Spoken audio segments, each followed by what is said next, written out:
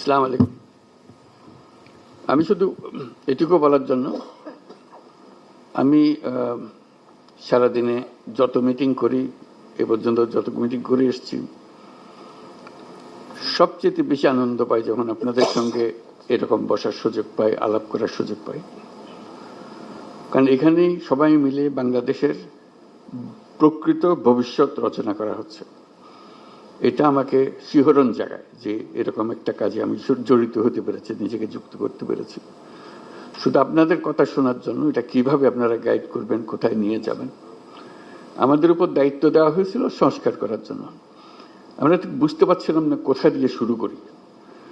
তো প্রথমেই আলাপের মধ্যে নানা প্রসঙ্গে ঠিক হলো যে আমরা কিছু কমিশন করে দিই, যেগুলো দ্বারা কর্তৃপক্ষে ভেতরে গিয়ে জিনিসটা তৈরি করবে।